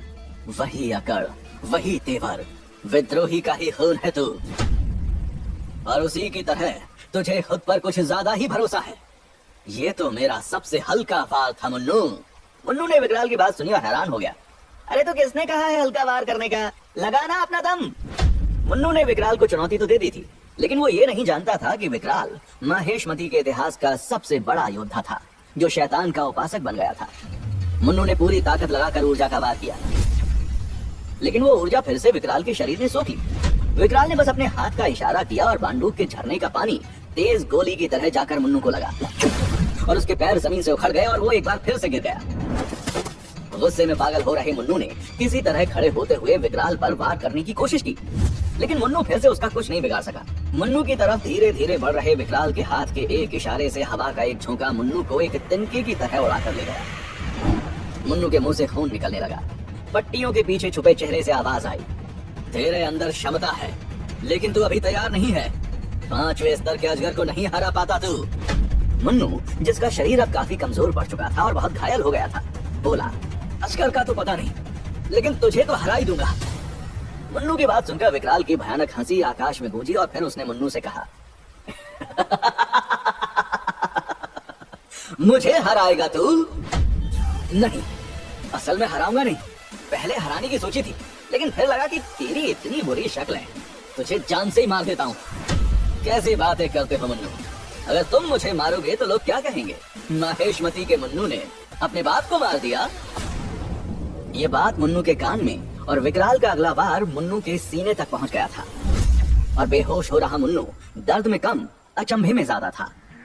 मुन्नू बेहोश पड़ा हुआ था और विकराल अपनी खतरनाक तलवार लिए उसकी तरफ बढ़ता जा रहा था। मौत और मुन्नू के बीच अब बस कुछ ही कदमों का फासला रह गया था, जब गोली की तेजी से उड़ता हुआ चट्टान का एक टुकड़ा विकराल के सर पर जाकर लगा। वार बहुत ही जोरदार था और उस टुकड़े से टकराते ही विकराल की एक चीख गूंज गई। विकराल ने मुड़कर देखा तो एक हाथ में तलवार और एक में भाला लिए उसके सामने खड़ी हुई थी काराकोरम के कबीले की योद्धा जिसे मुन्नू मंदाकिनी बुलाता था। मुन्नू की जान बचाने के लिए उसकी मंदाकिनी बांडूक के 5वें स्तर पर आ पहुंची थी। थोड़ा ज्यादा बोलता है, लेकिन लड़का अच्छा है।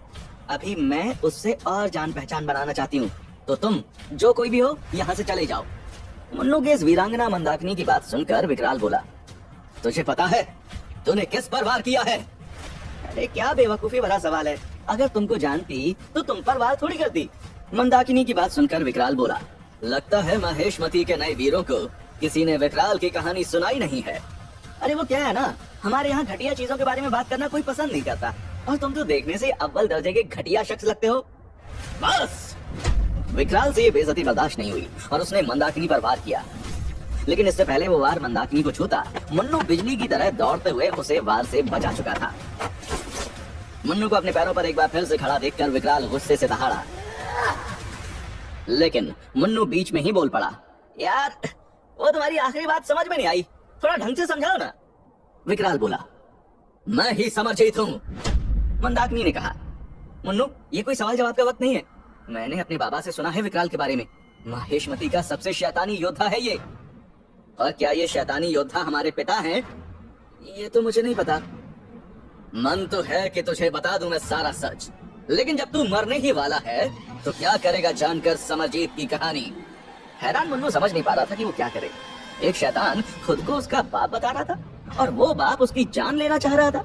तभी विकराल ने मुन्नू और मंदाकिनी पर ऊर्जा वारों की बारिश कर दी। बिजली की गति से दौड़ता हुआ मुन्नू भाग तो रहा था, लेकिन वो जानता था कि वो बहुत देर तक खुद को और अपनी नई दोस्त को बचा नहीं पाएगा। तभी उसके दिमाग में परम वेद के पन्ने की आवाज आई, मुन्नू एक रास्ता है विकराल से बचने का। भागते हुए मुन्नू मन ही मन बोला, क्या रास्ता पन्ना जी? पापा तो बता रहे हैं कि वो अमर है, उन्हें कोई मार नहीं सकता। सही बात है, लेकिन थोड़े देर के लिए उसे रोका जरूर जा सकता है। बौखलाता हुआ मुन्नू बोला, पर कैसे? और वो पन्ना मुन्नू को बताता चला गया। आश्चर्य से मुन्नू की आंखें बड़ी होती चली गई। मंदाकिनी का हाथ पकड़े भाग रहा मुन्नू उससे बोला, हम दोनों को अलग अलग दिशा में भागना होगा और जिससे हो सके उसे विकराल के शरीर पर लिपटी हुई पट्टियों को पकड़ना होगा। हैरान होती हुई मंदाकिनी बोली, उससे क्या होगा? क्या होगा नहीं, बस सुनो क्या करना है। ये कह के मुन्नू मंदाकिनी को विकराल को हराने की अपनी आखिरी कोशिश बताता चला गया। जैसे मुन्नू ने अपनी योजना बताई, मंदाकिनी से अलग होकर वो विकराल पर हमला करते हुए दूसरी दिशा में भागा। मुन्नू को भागता देखकर विकराल बोला, भाग रहा है, समरजीत का बेटा भाग रहा है। हाँ? विकराल ने अपना सारा ध्यान मुन्नू की तरफ कर लिया और उस पर वार करने लग गया, और मुन्नू उसके एक के बाद एक हो रहे घातक हमले से बचता चला गया। मुन्नू पर वार कर रहे विकराल को एकदम से कुछ महसूस हुआ। उसने मुड़कर देखा तो उसके शरीर से लिपटी पट्टियों को मंदाकिनी ने दिव्य ऊर्जा से बनी एक खूंटी से बांध दिया था। इससे पहले विकराल को समझ पाता मुन्नू चिल्लाया, अभी! मुन्नू के ये कहते ही एक झटके से मंदाकिनी ने उस खूंटी को खींचा और विकराल के शरीर पर लिपटी पट्टियां खुलती चली गईं। उस झटके में मंदाकिनी ने अपनी पूरी शक्ति झोंक दी थी। पल भर में सारी पट्टियां खुल गई थी और अंदर दिख रहा था एक कमजोर इंसानी शरीर जो जगह जगह से सड़ा और गला हुआ था। कई जगह से तो मांस के अंदर की हड्डियां भी दिख रही थी। पट्टियों के खुलते ही मुन्नू ने एक जोरदार अग्निबार से उन पट्टियों को राख कर दिया। उन पट्टियों में ही विकराल की शक्ति बसी हुई थी। पट्टियों के राख होते ही अंदर के कमजोर शरीर पर मंदाकिनी ने एक ऊर्जा का धमाका किया और वो झरने से नीचे गिर गया। लड़ाई हार चुका विकराल नीचे गिरते गिरते हवा में गायब हो गया। मुन्नू बोला, पन्ना जी ने सही बताया था, विकराल की शक्ति उसकी पट्टियों में थी। मुन्नू और मंदाकिनी ने मिलकर महेशमती के सबसे शक्तिशाली योद्धा को हरा दिया था। मुन्नू हैरान होते हुए बोला, अरे क्या आइटम था ये? लेकिन ये हमारे पिताजी कैसे हैं? ये समझ नहीं आया। ये सब सवालों के जवाब बाद में ढूंढ लेना, फिलहाल चलो जल्दी करो, वो खत्म नहीं हुआ है, वो वापस आएगा बहुत जल्द। मुन्नू ने हाँ में सर हिलाया और चारों तरफ देखने लगा, फिर बोला, कहाँ है जयंती का फूल? इस सवाल का जवाब मंदाकिनी के पास भी नहीं था। मुन्नू और मंदाकिनी ने चारों तरफ देखना शुरू किया, लेकिन कहीं भी उसे जयंती का फूल नजर नहीं आ रहा था। मुन्नू ने परमवेद के पन्ने से भी पूछा, लेकिन पन्ने ने ना तो कोई जवाब दिया और ना ही उस पर कोई संदेश लिखा हुआ आया। काफी देर तक जयंती के फूल को ढूंढने के बाद मुन्नू हताश होते हुए बोला, यार ये क्या चीटिंग है? हम अपनी जान पर खेलकर यहाँ पर आए, लेकिन वो फूल ही नहीं मिल रहा। मंदाकिनी भी परेशान थी। मुझे भी नहीं पता कि कहाँ है वो फूल, सिर्फ इतना पता है कि 5वें स्तर पर होता है। हो सकता है हमें एक और स्तर ऊपर जाना हो। नहीं मुन्नू, जयंती का फूल 5वें स्तर पर होता है, बस हमें नजर नहीं आ रहा। कुछ देर तक वहीं बांडूक के विशाल झरने के 5वें स्तर पर चारों तरफ जयंती के फूल को ढूंढता रहा मन्नू। लेकिन जब आखिर में उसे जयंती का फूल नहीं मिला तो बोला, बहुत हो गया, हम यहाँ और समय बर्बाद नहीं कर सकते, हम ऊपर चढ़ रहे हैं। ये सुनते ही मंदाकिनी बोली, और ऊपर मत बढ़ो मन्नू, तुम्हारा शरीर अगले स्तर की जल ऊर्जा के लिए तैयार नहीं है। झरने का पानी तुम्हारे शरीर को चीर देगा, और अगर तुम वो तीव्र जल ऊर्जा किसी तरह बर्दाश्त भी कर गए तो उस स्तर की चुनौती को पार नहीं कर पाओगे। मन्नू बोला, यही बात हमने तीसरे स्तर पर भी सोची थी, और चौथे स्तर पर भी, और यहाँ भी। अरे तुम टेंशन मत लो माय डियर मंदाकिनी, खुदा मेहरबान तो मुन्नू पहलवान। यू वेट हियर माय जान, हम ऊपर जाते हैं, फूल लाते हैं और बाकी की बातें आके निपटाते हैं। तुम क्यों एक अजनबी लड़की के लिए अपनी जान जोखिम में डाल रहे हो? मंदाकिनी का सवाल सुनकर मन्नू बोला, अपने लिए तो हर कोई लड़ता है, लेकिन मेरी माँ कहती थी कि इंसान वो है जो दूसरों के लिए लड़े, समझी स्वीट हार्ट। ये कह के मन्नू ऊपर चढ़ने लगा। उसे ऊपर चढ़ता देखकर मंदाकिनी की आंखों में आंसू आ गए। वो बोली, रुको। मन्नू रुक गया। मंदाकिनी बोली, वापस आ जाओ, मैं तुम्हें बताती हूँ कि कहाँ है जयंती का फूल। मंदाकिनी की बात सुनकर मन्नू हैरान हो गया और वापस नीचे 5वें स्तर पर उतर आया। अबे जब तुम्हें पता था तो इतनी देर से टाइम पास क्यों कर रही थी कि हमको पता ही नहीं है? हाँ, मंदाकिनी गंभीर होते हुए बोली, हम काराकोरम की घाटी के कबीले शुंभ के रहने वाले हैं। जयंती हमारे कबीले की वो योगिनी थी जिसने अपने तप से अमृत की शक्ति को हासिल किया था। जब जयंती ने समाधि ले ली तब उनके तेज से एक दिव्य पौधे ने जन्म लिया जिसके अंदर अमृत का तत्व था। दुनिया की हर बीमारी का इलाज था उस पौधे पर लगने वाले फूल में। लेकिन अमृत एक ऐसी चीज है जो अगर सही आदमी के हाथ लग जाए तो वरदान है, लेकिन अगर गलत इंसान के हाथ लग जाए तो श्राप। इसीलिए हजारों सालों से हम शुभ कबीले वालों का जयंती के फूल की रक्षा करना कर्तव्य रहा है। ये हमारे कबीले के लोगों की जिम्मेदारी है कि उस फूल का सही इस्तेमाल हो। मंदाकिनी के मुंह से निकलता हर एक शब्द सुनकर मन्नू हर पल और भी हैरान होता जा रहा था। मन्नू, मुझे पहले ही पता चल गया था जब तुम झरने के नीचे खड़े थे कि तुम जयंती के फूल के लिए आए हो, लेकिन मैं तुम्हारी नीयत देखना चाहती थी और तुमने निस्वार्थ भाव से किसी और की जान बचाने के लिए खुद को मौत के मुंह में झोंक दिया। और मुझे भी। मंदाकिनी की सारी बातें सुनकर मन्नू बोला, यार तुम तो मंदाकिनी नहीं मैडम माया निकली। एक तो तुम्हारी आधी बातें मुझे समझ नहीं आती, बीच बीच में न जाने कौन सी भाषा के शब्द बोलते रहते हो। इंग्लिश कप्तानगंज की ऑफिशियल भाषा है। खैर उसे छोड़ो, ये बताओ तुम्हारा नाम क्या है? मंदाकिनी, तुम्ही ने तो दिया। देखो हमसे खेलो मत, तुमने कहा था कि अगर हम 5वां स्तर पार कर लेंगे तो तुम हमें नाम बताओगी। अगर तुम अपने आप 5वां स्तर पार करोगे तो, लेकिन इसके बारे में तो हमने ही तुम्हें बताया। और क्या ही करोगे हमारा नाम जान के? बता देंगे तो। हाँ, मन्नू ने गहरी सांस ली और बोला, अलग ही चल रहा है तुम्हारा, जाने दो। लेकिन ये बताओ कि अब जयंती का फूल कहाँ मिलेगा? ये लो। मंदाकिनी ने अपने हाथ से सामने खड़ी चट्टान पर हाथ रखकर हवा में एक चिन्ह बनाया। देखते ही देखते वो चट्टान गायब हो गई और बांडूक के झरने के 5वें स्तर पर अनंत फूलों की एक घाटी नजर आने लगी। जहां तक नजर जा रही थी वहां तक सफेद और नीले फूलों के पौधे लगे हुए थे। मंदाकिनी बोली, ये है अमृत भूमि। मन्नू हैरान होकर बोला, यहाँ तो इतना जयंती का फूल उग रहा है कि हम अमृत की फैक्ट्री लगा दें और फिर 500 सोने के सिक्कों के रेट पर 5 ml अमृत की बोतल बेचेंगे। रोज बिकेंगी कम से कम 1000 बोतल, रोज आएंगे 5 लाख सोने के सिक्के। एक साल में न जाने कितने करोड़, हम बन जाएंगे माहेशमती के अमृत किंग। मन्नू एक बार फिर से अपनी ख्याली दुनिया में भ्रमण करने चला गया था। सुनो, एक फूल लो और यहाँ से चलो। अभी तुमने हमें तुम्हारी माँ कहती थी वाला ज्ञान दिया है। मंदाकिनी की बात सुनते ही मन्नू के बिलेनियर बनने के सारे प्लान क्रैश हो गए और वो बोला, हाँ ठीक है, वैसे हम क्या ही करेंगे माहेशमती के अमृत किंग बनके, हमको तो वैसे भी जाना है 2025 में। 2025? ये क्या है? 2025 हम तुम्हें बताएंगे नहीं, दिखाएंगे। बस एक बार परमवेद के सभी पन्ने मिल जाएं। जैसे ही मन्नू के मुंह से परमवेद शब्द निकला मंदाकिनी चौंक गई। परमवेद? और देखते ही देखते उसने मन्नू पर एक ऊर्जा का वार कर दिया। मन्नू दूर जा गिरा। वार इतना तगड़ा था कि मन्नू की आंखों के आगे अंधेरा छाने लगा। मन्नू मंदाकिनी के वार से बेहोश हो चुका था। जब मन्नू की आंखें खुली तो चारों ओर उसे अंधेरा ही अंधेरा नजर आ रहा था। मन्नू को कुछ देर लगी उस अंधेरे के अंदर कुछ देख पाने में। वो एक काल कोठरी में था। सामने सलाखें थीं और पीछे दीवारें। काल कोठरी में कोई खिड़की नहीं थी। कोई है? मन्नू जोर से चिल्लाया, लेकिन कोई आवाज नहीं आई। मन्नू कुछ देर रुका रहा और फिर चिल्लाया, लेकिन कोई जवाब नहीं आ रहा था। मन्नू ने अपने शरीर की पूरी ऊर्जा लगाकर धमाका किया। पल भर के लिए उस गुप्त अंधेरी कोठरी में उजाला तो हुआ, लेकिन सलाखों पर कोई असर नहीं हुआ। मन्नू ने अपने हाथों से उन सलाखों को तोड़ने की कोशिश की, लेकिन वो सलाखें टस से मस नहीं हुई। तुम्हारी शक्ति और ऊर्जावारों का इस काल कोठरी पर कोई असर नहीं पड़ेगा। मन्नू अंधेरे में वो आवाज सुनकर एकदम से चौंक गया, लेकिन फिर उसे एहसास हुआ कि ये तो परम वेद के प्रथम पृष्ठ की आवाज है। अन्ना जी, जरूरी है कि आप हमारा कचरा हो जाने के बाद ही हमें ज्ञान दें? पहले भी तो बता सकते थे ना। योद्धा हो, थोड़ा शक्ति प्रदर्शन तो करना ही चाहिए। अरे कर लिया हमने शक्ति प्रदर्शन, और अगर हो गया हो आपका मनोरंजन तो बताइए कि हम कहाँ हैं? तुम शून्य ग्रह में हो। अरे थोड़ा हिंदी में बताइए कि सुनने वाले को आपकी बात समझ में आ जाए।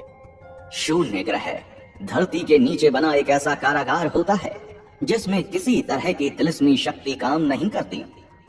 कारागार मतलब जेल? और हम यहाँ क्या कर रहे हैं वो हमें नहीं पता। अरे ऐसे कैसे नहीं पता? हम बेहोश हुए थे, लेकिन आप तो पन्ना है, आप थोड़ी बेहोश होते हैं, आप तो 24 आवर ऑनलाइन रहते हैं। मुन्नू ने बोलना बंद किया ही था कि वो पूरी जेल कांपने लगी। भूकंप आ रहा है, भूकंप आ रहा है। पन्ने ने कहा, भूकंप नहीं, बुलावा है ऊपर जाने का। अबे यार, अभी हमारी उम्र ही क्या ऊपर जाने की? अभी तो हमारी शादी भी नहीं हुई है मंदाकिनी से। तभी उसे याद आया कि मंदाकिनी ने ही उस पर वार किया था।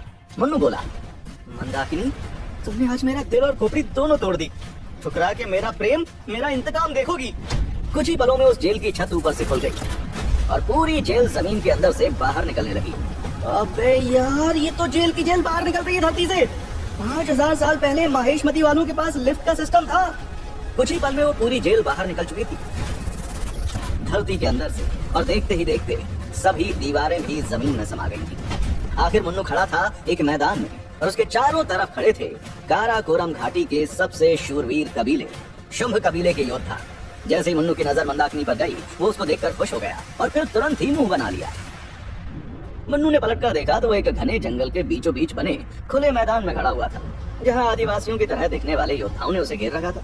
और उन सब योद्धाओं के बीच खड़ा था लंबी सफेद दाढ़ी वाला होशी। होशी के बगल में एक विशाल भालू के साथ एक और योद्धा खड़ा था, यमन। होशी ने यमन से अजीब सी भाषा में कुछ बात की जो कि मुन्नू को समझ नहीं आई। मुन्नू ने होशी से पूछा, नमस्ते भाई साहब, क्या दिक्कत हो गई आपको हमसे? फिर होशी ने घूर कर मुन्नू को देखा। तुमने जयंती के फूल का गलत इस्तेमाल करने की कोशिश की है। मुन्नू तुरंत बोला, अरे नहीं नहीं सरदार, आपको गलत लग रहा है। वो तो हम ऐसी ही भावनाओं में बह गए थे। वो क्या है ना कि हम कप्तानगंज से आए हैं, वहाँ के लोगों को थोड़ा बिजनेस करने का ज्यादा मन होता है। लेकिन हम सच कह रहे हैं, हमें जयंती का फूल सिर्फ उस 5 साल की मासूम लतिका की जान बचाने के लिए चाहिए। ये सुनकर होशी ने फिर से यमन से उस अजीब सी भाषा में कुछ बात कही, और उस योद्धा यमन ने गुस्से से मुन्नू की ओर देखा। होशी बोला, हमें तुम्हारी बात पर यकीन नहीं है। मुन्नू हैरान था, लेकिन होशी की बात सुनकर मुन्नू उतना हैरान नहीं हुआ जितना हैरान वो अपनी मंदाकिनी की बात सुनकर हुआ। हबा बिली संको सीमई तीरा टोपा चाबी होबी होबी आशा हुआ शिपा। मंदाकिनी वो भाषा बोलना जानती थी। अबे भाई साहब, ये क्या ड्रामा है? तुम उन सबको जानती हो? मंदाकिनी पल भर के लिए रुकी और बोली, बाबा। अब कौन बाबा आ गया? मेरे बाबा। ओ पापा। अबे तो तुम्हारे डैडी और तुम डाकू डैडी और डाकू बेटी क्यों बने हुए हो? हमें क्यों टॉर्चर कर रहे हो? मुन्नू, शुंभ कबीले के रक्षकों का एक ही कर्तव्य है, जयंती के फूल की रक्षा करना। तुमने लालच दिखाया, गलत इच्छा दिखाई, इसलिए मैंने तुम्हें पकड़ लिया। मंदाकिनी की बात सुनकर मुन्नू झुंझलाते हुए बोला, तुमने कैसे डिसाइड कर लिया कि हम गलत इस्तेमाल करने वाले थे? हमको नहीं है इंटरेस्ट कोई अमृत की फैक्ट्री में। हमको तो उस लड़की को बचाना है, जयराज को पकड़ना है, और उससे परम वेद के अगले पन्ने के बारे में पूछना है, जिससे हम वापस 2025 में जा सकें तुम्हें लेके। जैसे ही मुन्नू के मुंह से परम वेद का नाम निकला, वहाँ खड़े सब लोग उसे हैरान होकर देखने लगे। मंदाकिनी बौखलाते हुए बोली, तुम जानते भी हो क्या है परम वेद? अरे हाँ भाई, वापस जाने का टिकट है। टिकट? ये क्या है? मुझे लगता है तुम्हारा दिमाग खराब है। परम वेद है वो शक्ति जिससे एक योद्धा दुनिया के सभी 9 आयामों का स्वामी बन सकता है, दिव्य त्रिकोण के सभी 36 खानों की चुनौती को पार कर सकता है, खुद भगवान बन सकता है। मुन्नू मंदाकिनी की बात से बहुत हैरान था।